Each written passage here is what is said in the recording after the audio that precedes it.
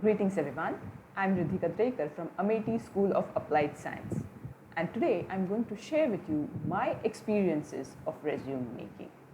So before we learn how to make a resume, let's address the current situation. I know what you all are thinking. I understand that the world is going through a lockdown. Companies are being shut down, people are losing their job, and in this scenario, it is quite obvious to think that what will be the use of a professional resume. But this lockdown is going to end someday.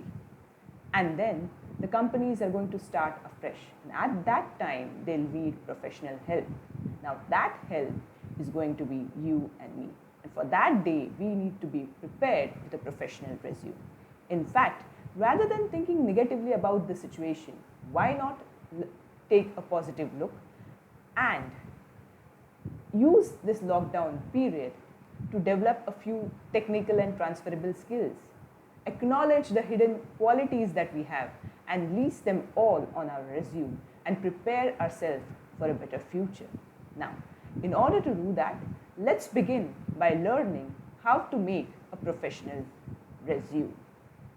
So, the basic things that are going to be covered in this session are: first, the very basics of resume making; second, what changes you need to make in a resume for the post-pandemic period; and finally, how to write a perfect cover letter that supports your resume. So, let's begin with the resume basic. Now, there is one point that confuses a lot of people. It did confuse me previously. The point is, what is the difference between a resume and a CV? In fact, is there any difference at all? Well, there is a huge difference between a resume and a CV. A resume is essentially a short document that highlights your skills and accomplishments, while a CV highlights all your professional and academic history in detail. A resume can go maximum up to 2 pages, and mostly it is of 1 page. A CV can go as long as your experiences go. While in companies and organizations, generally a resume is preferred because it saves a lot of time of the hiring manager. Only the academic institutes prefer a CV over a resume. So today in this session, we are going to learn how to write a perfect short CV. A perfect short resume. And then you can always add the details of your professional life and convert your resume into a CV. So, let's begin with the resume essentials. Make sure that your resume is 1 page, it is clean and concise. No one likes to read a crammy document. And the hiring manager is going to read thousands of resumes for a single job position. So please do make your resume very, very flowy and clean. The second is, proper formatting is very much important. Make sure you pay attention to grammar and spellings. Also, you can ask a senior or friend to check your resume for you in case you have a doubt. And finally, you want the hiring manager to see your resume just as you have made it. So, before uploading or sending that resume, make sure you convert it into a PDF format. What you need to avoid is, you need to avoid academic dense style paragraphs. You could use bullet points instead. They make the resume look even better. You should avoid improper fonts that make your resume look crammy. And please do not add photos to your resume, because resume is a professional document and photos do not have a place on resume unless the advertisement specifies that they need a photo. Next are the contact details. Make sure you add all the accurate contact details, that is your postal address, phone number, mobile number, email address. Make sure your email address is very professional. An unprofessional email address like smartgirl123, bigboy abc, etc. Please do not add such email address. No hiring manager is actually going to take you seriously if you have such an unprofessional email address. The email address is generally first name dot last name. Try to avoid birth dates and numbers in your email address.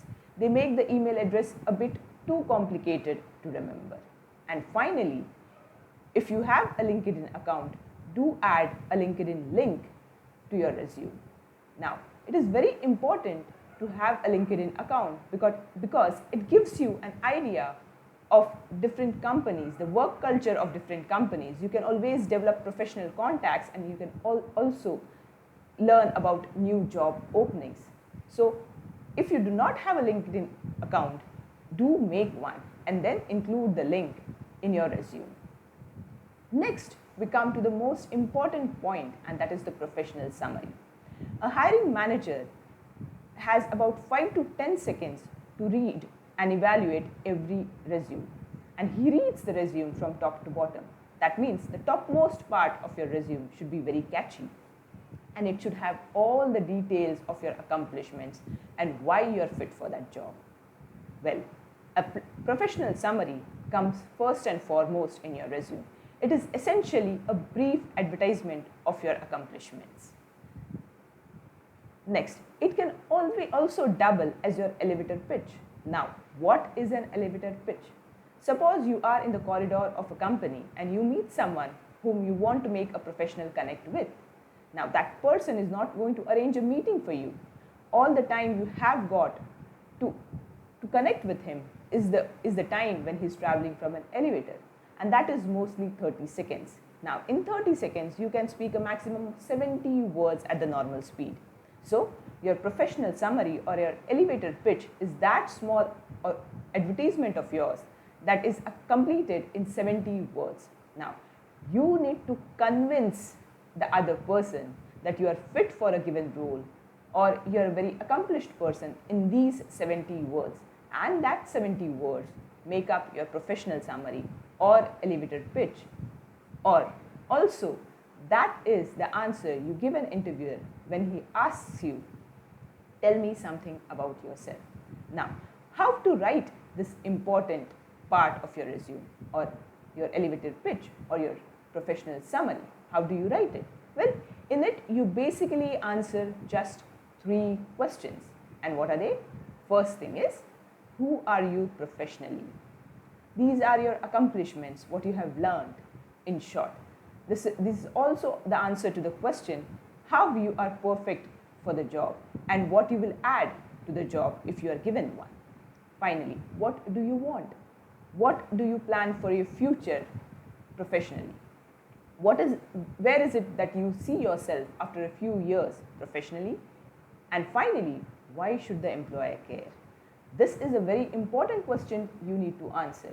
You need to convince the employer that you are better than other candidates for that particular job position. And then and only then will the employer prefer you. So this question has to be answered in your professional summary. Now, say I make one professional summary, a very perfect one at it, and add it to my resume and send that resume to all the job applications I make. Is it the right approach? Well, I don't think so. Because the professional summary has to be aligned with the requirements of the job position. Now, what does that mean? I will give you my example. When I completed my PhD, I was applying for 2 types of jobs. One type of job was research job or the job of a scientist. The other type of job was academic job or the job of an assistant professor. Now, let's see how I wrote my professional summaries. Now, for the research job, I wrote accomplished physicist having 3+ years of post-PhD experience with 5+ international publication and successful completion of 2 research projects in premier research institutes. You see, here I have highlighted my research skills and my research accomplishments. In the second job position, for the academic position, I wrote effective science communicator, both oral and written, with a wide variety of teaching experience as a tutor in private coaching center and as a lecturer in government college.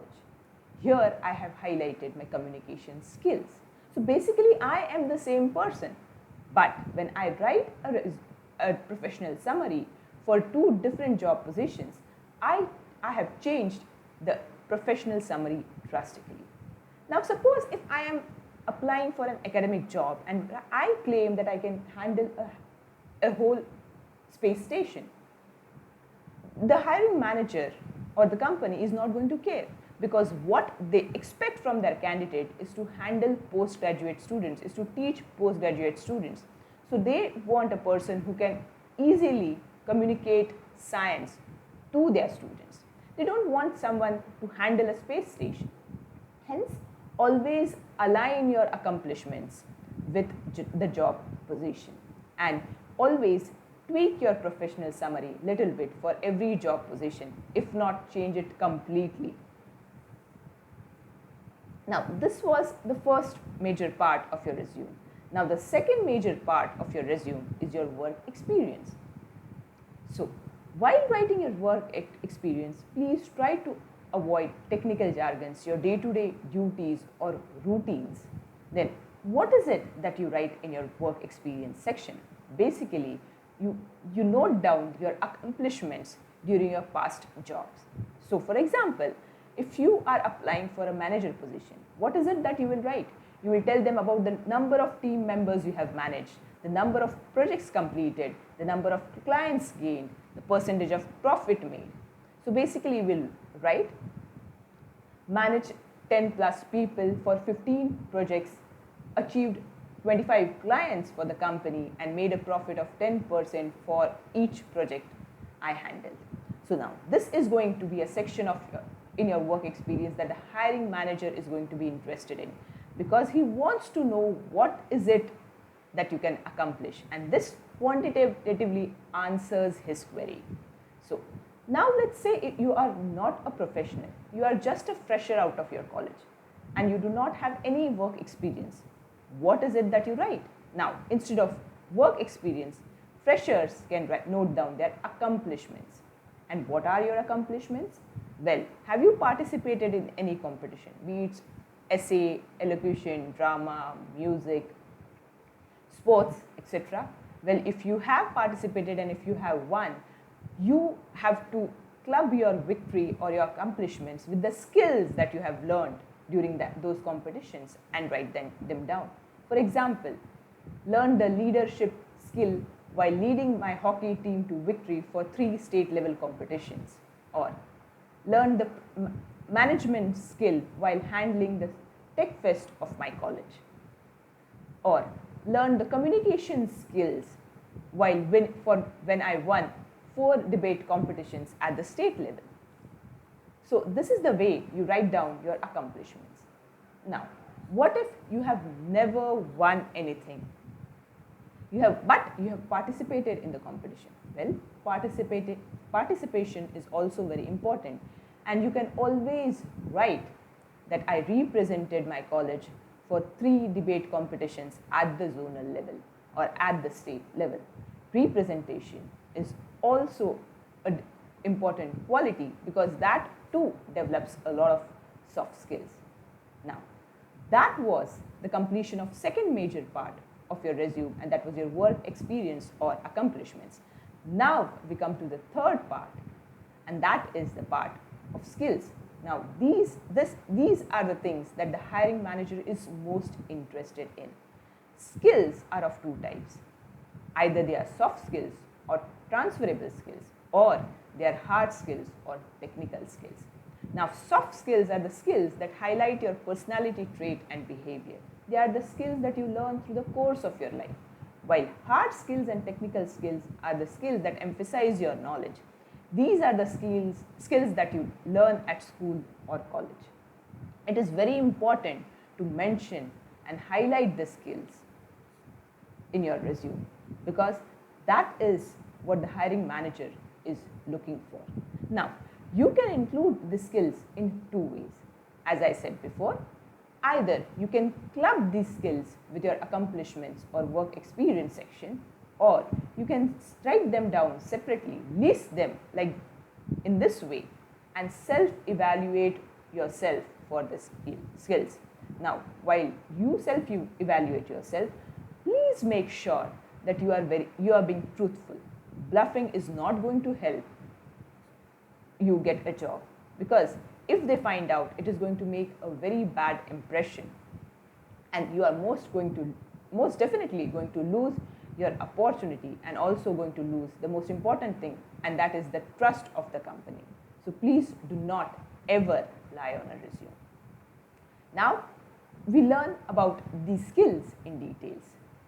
First and foremost, we address the transferable skills or the soft skills. Now these are the skills that you mostly know about, like negotiation, growth mindset, stress management, project management, communication skill, teamwork, problem solving, professionalism, productivity, critical thinking, flexibility, emotional intelligence, accountability, creativity, conflict resolution, collaboration, self-confidence, adaptability, judgment, etc., etc.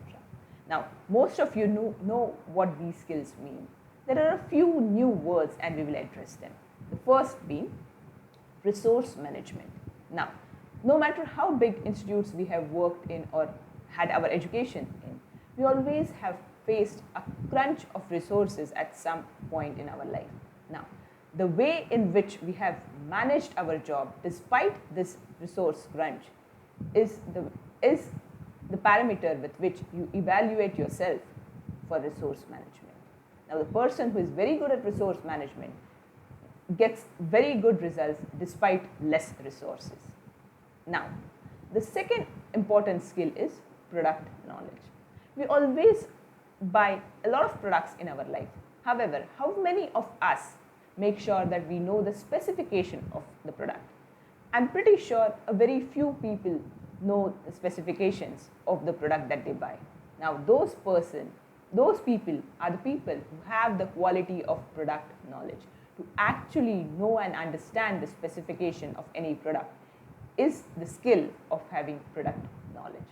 Now, after this, we address the technical skills. Now, as I said before, these are the skills that you learn during your academics and different courses that you take. What are these skills? Like learning about softwares, programming languages, learning different methodologies or how to handle different machinery. These all come in your technical skills. Now, whenever you list these skills, you make sure you provide an evidence or make sure you provide how you have used these skills. For example, a given software can be used in different ways. You should mention how you have used it, for what purpose you have used it, and what are your accomplishments. That will help the hiring manager or the company get an idea of the ways in which you can use the technical skills that you have already learned. Now, that were the three major sections included in your resume. And now we come to the most important part, and that is the keyword. Now, this is not a section that is included in your resume. However, it is very important to know these keywords. Now, what are these keywords and why are they so important? These keywords need to be scattered in your resume. Now, what are these keywords? Well, most of the companies use an ATS software, that is an applicant tracking system software, to bifurcate the resumes into two piles. First, the piles that will go to be evaluated, and the pile that is rejected. So how does the ATS bifurcate the resume? Well, it differentiates the resume on the basis of the keywords the hiring manager or the company feeds in this ATS. These keywords are the relevant skills or the relevant things that the particular job position requires. Say the company is not using an ATS, then it is going to use a hiring manager. Now, a hiring manager is generally a person from human resource management or commerce background. What if they are hiring for a position of engineering, law, fine arts, fashion, advertisement, etc.? Now, your hiring manager is not going to have any idea about the technical details of these fields. Now, how does he sort the resume and select them? Well, again, he sorts the resume on the basis of the keywords the employer has provided him or her. If the keywords are present, scattered in your resume, he selects the resume. If the keywords are not present in your resume, no matter how good your resume is, how well you have drafted it, it is not going to go for the second round. Now, how do you identify these keywords? Well, it is very easy to identify keywords using advertisement. And we are going to learn that using two different examples. Now, the examples that I have taken belong to fashion industry and engineering sector. I am a person of basic science and I have no idea of either of these sectors. However, I can still identify the keywords from the advertisement. What I want to say is that it is that easy to identify the keywords. So, next time you see a job advertisement, make sure you identify the keywords and include them in your resume at different points. Now, the first advertisement that we are going to deal with is the advertisement of fashion and marketing manager. Now, what I've highlighted in this advertisement are the keywords that I feel. Now, if you see, there is the word content development comes twice. Hence, I have written it in red. That means that the company is desperately in need of a person who is accomplished in content development. Make sure this one word comes in your resume. Then the other words that are important are campaign marketing, social media marketing, research and analysis, graphics and fashion designing, etc. So these are the key words that we get to know from the advertisement that need to be included in your resume. The second advertisement is that of engineering. Now, this is an advertisement for device modeling engineer, and all the words here are technical, but there are these three words, DC and RF, semiconductor, S parameters, that have come twice in this advertisement, which means they are very, very important and need to be included in your resume. The other words that need to be included are BSIM, PSP, SOI versions. Now, see the last line or the fifth line, the interaction with team to resolve discrepancies in the data and model. So basically, there are four keywords that you can know about from this one single line, and they are conflict resolution, data analysis, modeling, and teamwork. So all these words need to be included in the advertisement if you want your resume to go to the next round, or if you want your resume to be selected by either the ATS or the hiring manager. Make sure you scatter them tactfully in your resume. Don't write down all these words. Just include them in different places. Okay, there is one more. See, finally they have written fluency in English language, written and verbal. That means they also need a person with written and verbal communication skills. Now, we have completed the first part of our session. We move on to the second part, and that is the changes that you need to make for a resume for the post-pandemic period. Now, what is it? There are certain skills that you need to add, because you see, with this lockdown situation, not just our attitude, but the attitudes of the organizations and the companies have also changed. Previously, they preferred people who would make profit for them, who would take risks. Now they prefer people who are hardworking and who will stick by them through tough times. The qualities that they appreciate now are adaptability, flexibility, stress management, change management, multitasking. Now, if you have these skills or qualities, make sure you add them in your resume, because they are actually very relevant for the current period. The second point is, you have to emphasize your virtuals in your resume. Virtual management, virtual marketing, virtual collaboration, virtual communication. Now, these are the words that the hiring manager and the companies want to hear from their candidates, because these are very important in the time like now. So make sure you emphasize all these virtuals in your resume. Finally, it is very important in this time to be technologically literate. You need to know how to handle technology. You need to be very comfortable handling technology. You need to know different ways of utilizing the technology for your benefit. Now, what if you do not have these skills, or if you are not comfortable handling technology? Well, utilize this lockdown period and learn these important skills and techniques, because they are very important. Please do not bluff on your resume. If you do not have these skills, take time out and learn these skills. These skills are very important, not just for your resume, but they are also important for your life. They will be a lifetime asset. So learn these skills and then add them in your resume. I understand that this is a very short, there are only 4 points included in this section. However, these 4 points are going to take a lot of time to learn and include in your resume. So that was about the second section of our session. Now that we have completed learning how what should be and should not be included in your resume, we will go and see how your resume should look like to the hiring manager. Now this is one example in which you can write down your resume. You see that this resume is divided into 4 different sections: the summary, the work experience, the skills, and the education. The title is highlighted your name is highlighted at the top. The contact details are follow the name, followed by the other important sections. You have also written or mentioned the details in the form of a bullet point. This type or this way of writing a resume is called a standard resume. Now, every standard resume or any resume can be written in 4 types. What are they? Well, first and foremost, the chronological type. Now, what is it? In this type of resume, the work experience and the education is arranged in the chronological order, but it is arranged in the descending order of chronology.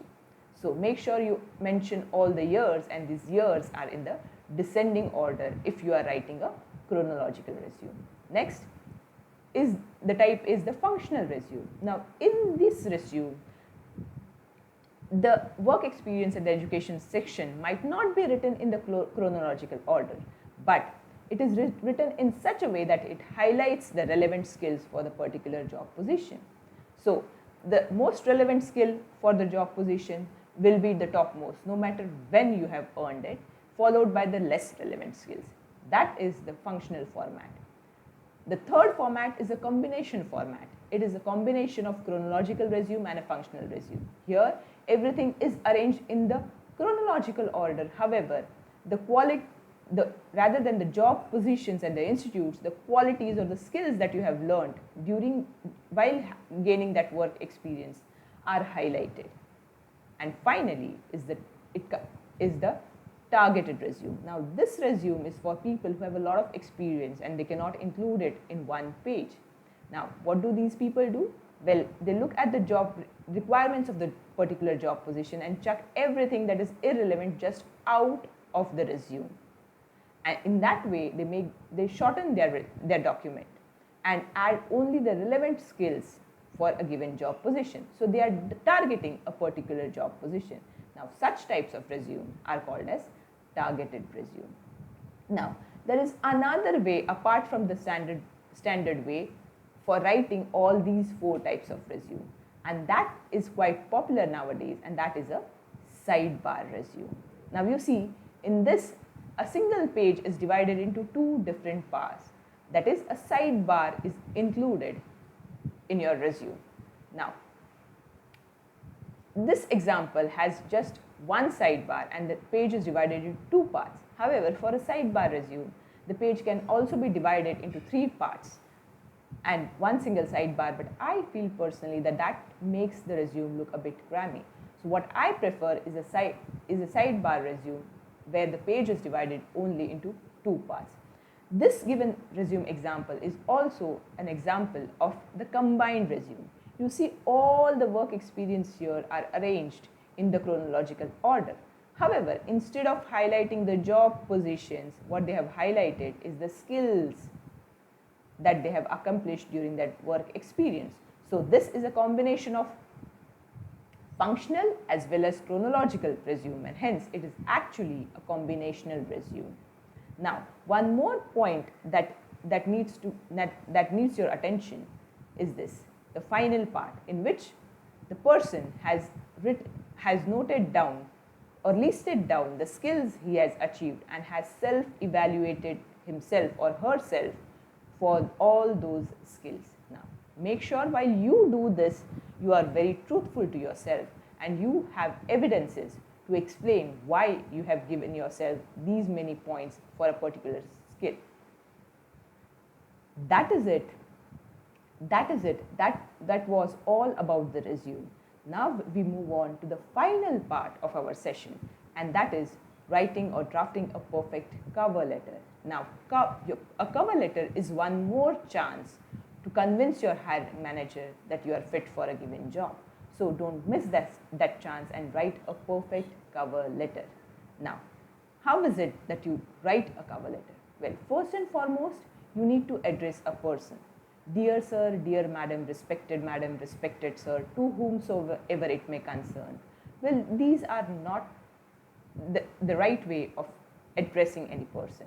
Well, you need to go to the job advertisement and see who the hiring manager is who has posted the job advertisement, or you need to go to the company site and find out who the hiring manager is. And if you put in this effort and find out who the hiring manager is, always address him or her as dear Mr. XYZ, dear Miss so and so. So that is the right way of addressing the hiring manager.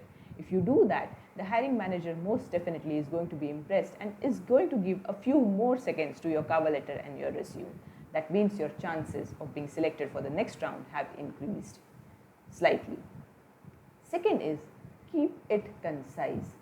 Make sure you do not write an essay. No one has time to read a long essay.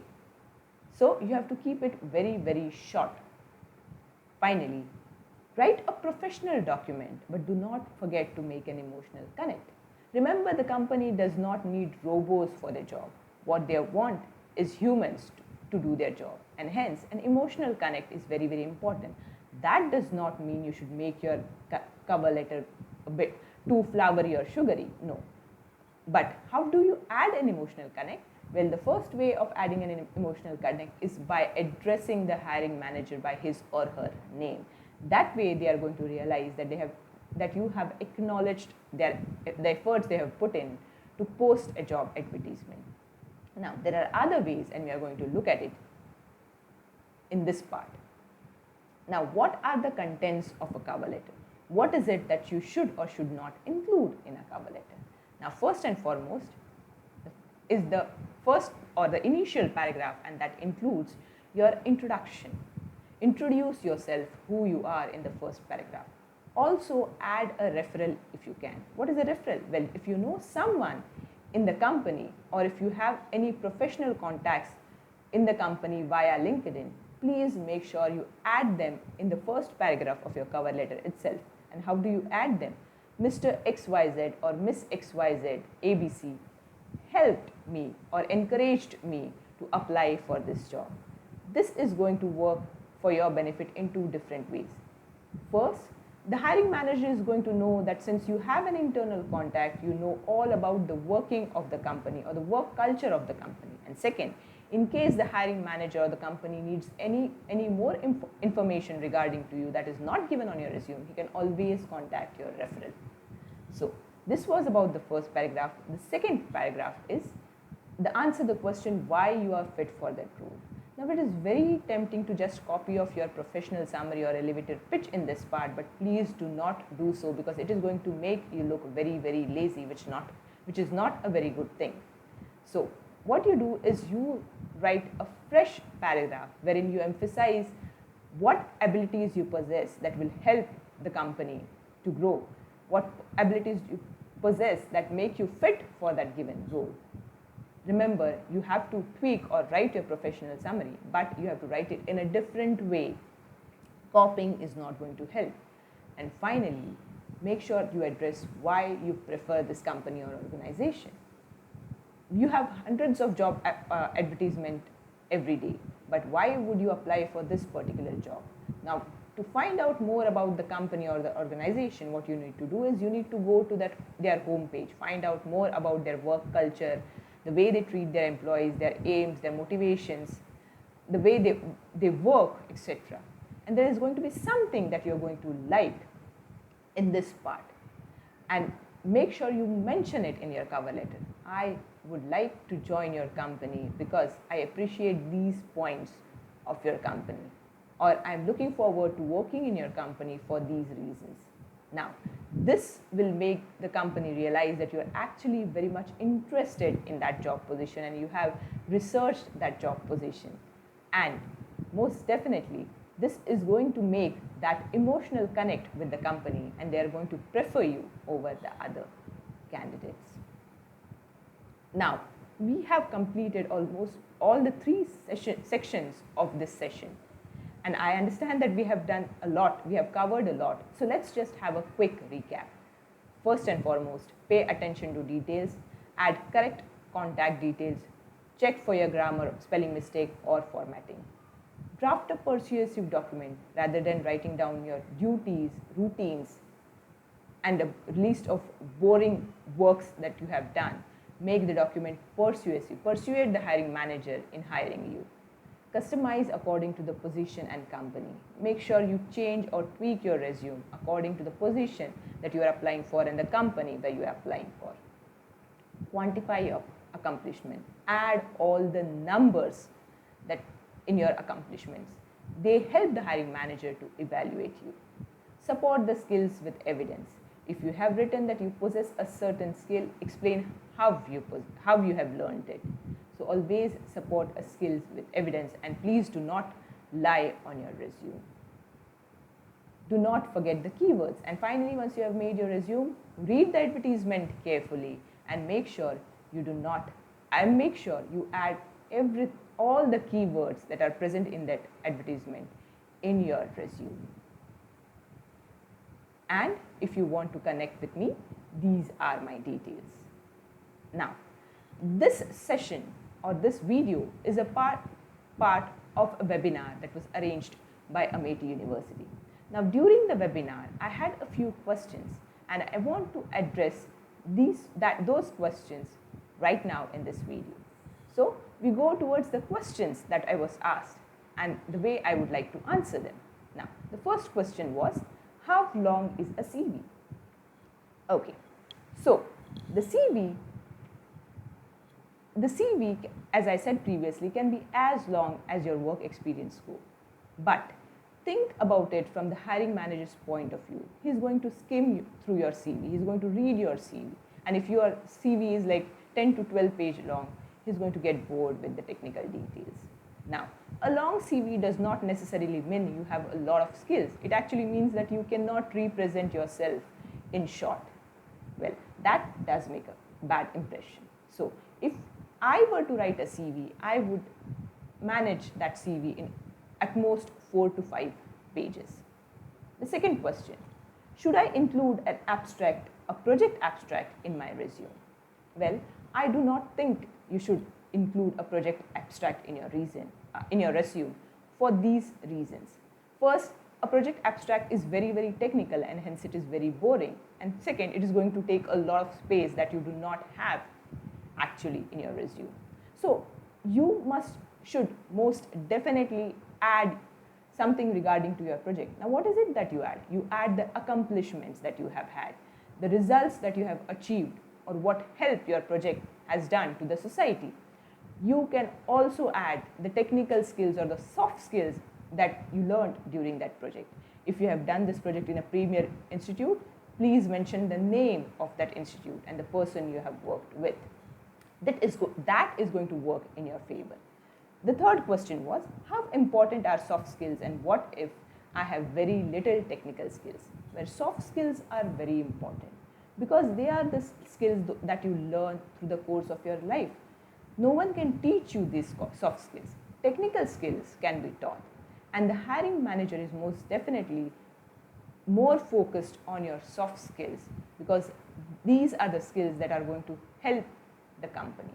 Now, every one of us has less technical skills as compared to the soft skills. That is perfectly fine to have. So it is perfectly fine to have less technical skills as compared to the number of soft skills that we possess. But it is important to mention all these skills along with your accomplishments in the resume. The fourth question, academic records and achievements are both different. Of course they are. How do I add them? Well, if by academic record you mean the marks that you have, if you have great marks, most definitely you can add them. But if you don't have great marks, well, you can always remove them or keep them out of your resume. And if by academic records you mean the skills that you have learned or the competitions that you have won, your achievements, and you can always club those academic achievements with the skills that you have learned and add them to your education section. Now, regarding your achievements, well, your achievements can always be added, as I said, in the accomplishment sections along with the skills that you have learned. Fifth question is, what factor make our resume different and attractive from others? It is your quality that makes your resume different. It is the way in which you represent yourself that makes your resume different from others. And if you have qualities that are aligned to the job or the job requires, well, your resume is going to be very much attractive to the hiring manager. So while doing this, make sure one thing, that you do not ask someone else to write your resume. Since you are a person actually who knows the best about the qualities that you possess, well, you should be the person who should write your resume. You can always ask people for help or to correct your resume, but your resume should be a document that is drafted by you only. Now, to what percentage does an interviewer judge a person by an resume? Does he ask questions from our resume? The most important purpose of your resume is to sort the candidates into the next round or to reject the candidates from the next round. This is the most important person. So it actually helps you cover the first step. Now, your interviewer does not get a copy of your resume beforehand. So he might not get much time to study your resume. Mostly he gets to see your resume when he's actually sitting on the interview table, when you're sitting right in front of him. At that time, he's going to ask you one question. So tell me something about yourself. And he's going to pay attention to not just your answer, but at the same time, he's going to go through your resume. And during that time, he's going to find out all the keywords that he is interested in from your resume and question you on the basis of that. So if there is a certain skill or a thing that you want to mention in your interview, make sure you highlight that skills and tempt the interviewer to asking a question so that he asks you a question regarding that word or that skill that you possess. This question is actually not a part of this webinar. However, this is regarding PhD physics and I would like to address it. I am doing my master's and I want to pursue my PhD. I have no internship in this period. How will it affect my chances and how do I counter it? What is the role of recommendation in PhD admissions? Now, first and foremost, just like you, in this lockdown period, none of your colleagues or co-students are going to get any internship because every institute in the whole world is locked down. All of us are facing the same problem. So you are all at par. Don't worry about the internship. But you can always utilize this lockdown period to learn some soft skills, to inculcate some soft skills and learn a few of technical skills. Like you can learn, say, a programming language by online learning, or you could learn machine learning, or maybe take a course on artificial intelligence. Now, this is going to be supportive while doing your PhD physics, and this is most definitely going to be appreciated if you have included it in your resume. So you can always improve your skills and make yourself better than the other students applying for a PhD position. Now, when people apply abroad for a PhD position, the most important thing is not your resume, as I feel, but it is your recommendation. So your recommendation mostly decides whether you will get that PhD position or not. So make sure you make a lot of contacts in this lockdown period, virtual contacts with experts or academicians or scientists of your field that you are interested in, so that they can work as your recommendation. And finally, this question, I want to build a resume for MBA admissions. So, see, thank you for asking me this question, because I had made this presentation totally keeping in mind those people who would be applying for jobs and I had not considered that people do need to use that resume also for applying for an MBA admission. Yes. And so, next slide is the slide that addresses what needs to be done or included in your resume for MBA admissions. Now, the first and foremost thing is keep it to one page. Your resume for MBA admission should never exceed one page. The second part is, as I have mentioned previously, quantify every result, every accomplishment that you have. Add as many numbers as you can in your achievements. Now, during MBA admissions, a lot of attention is paid to the years of your academics. Hence, try to make your resume in a chronological or a combination form. Also, in case you have any gaps in your academic life, well, make sure you address those gaps in the resume that you make for your MBA admissions. Next, there are two important skills that the MBA requires, and they are leadership and people management. If you have any evidence for these skills and if you possess the skills, make sure you highlight these skills in your resume. And finally, the MBA admission committee emphasizes a holistic approach. So, do include your hobbies, any of your social achievements or activities, and if you know a foreign language, make sure you highlight it because that is going to be a plus in your resume for your MBA admission. That was it for today. I wish you all a best of luck for a very bright future. And all the best for making a very professional resume. Thank you for being patient with me and thank you for paying attention.